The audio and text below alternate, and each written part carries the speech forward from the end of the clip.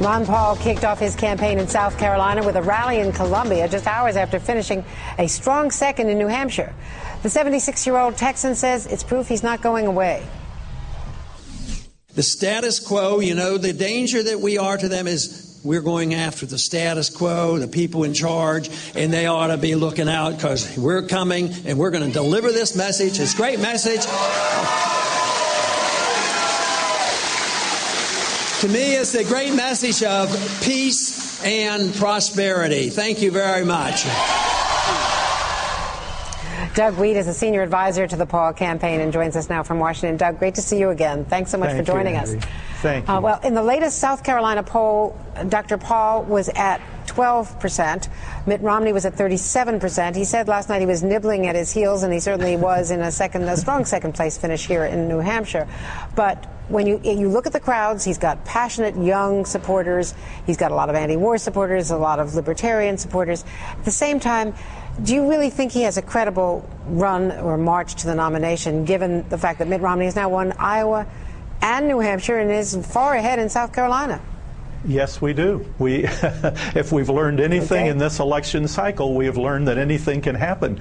And this is basically now a two-man race. That is a secret that's been hidden in plain view for 6 months, with the polls that showed both Ron Paul and Mitt Romney as the only Republican candidates that were within striking distance of Obama. And Ron Paul was doing as well as Mitt Romney within the margin of error of those polls, whether it's NBC Marist or Washington Post ABC. So this is real. Perception? No, I agree. But reality, we have to run this campaign on reality, and we can still win it.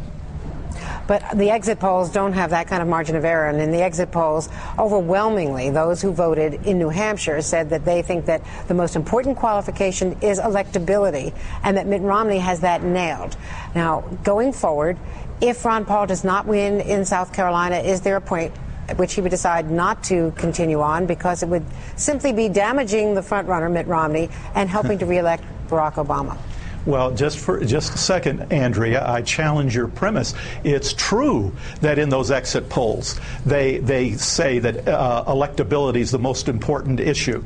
And it's true that in the NBC Marist poll or any of these polls, the people polled think that Ron Paul can't beat Barack Obama. But when they actually ask in your polls, who do you favor, Ron Paul or Barack Obama, he does better than all of the Republican contenders except Mitt Romney, and he's within 2 points in many of the polls and some right on the money with Mitt Romney. So we don't think this thing is over. We think we'll do good in South Carolina. We're second among born-again Christians, and we've got a strong following, as you know, among the military. And we're changing the party. This is a story the news media has missed. I saw the change of the party under Goldwater. I saw the change in '88 when evangelicals swept into the party. Something like this is going on now. Our supporters are coming in and changing the Republican Party from the county level up, and the news media is missing this. Well, no, you're absolutely right. There is a big change in the party, and we see it. Those of us who've been out and watched Ron Paul campaigning see it. At the same time, you said that he is the only one going up against Romney. He's the only one with real strength going up against Romney, but you still have Newt Gingrich, you have Huntsman, you've got Santorum in the race. Is it time for the others to get out? And if they don't get out and they say they're not getting out, doesn't that dilute the anti-Romney vote?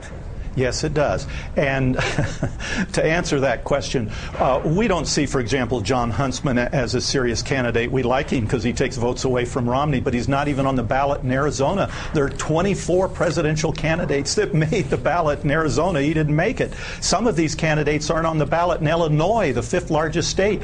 Gingrich and Santorum are not on the ballot in Virginia, which is Gingrich's home state. So it's very clear Would you roll out a third-party run if he doesn't win the nomination? He's not going to run for a third party. He won't do it. But he's going to make a vigorous run against Mitt Romney. We see Mitt Romney's #1 contributor is Goldman Sachs. #1 contributor to Barack Obama, Goldman Sachs. People want to change. They want someone who's not touched by the corruption of K Street or Wall Street or Congress. And here's this kindly old doctor gentleman from Texas who is like a clean boat in a sea of garbage, and people love him.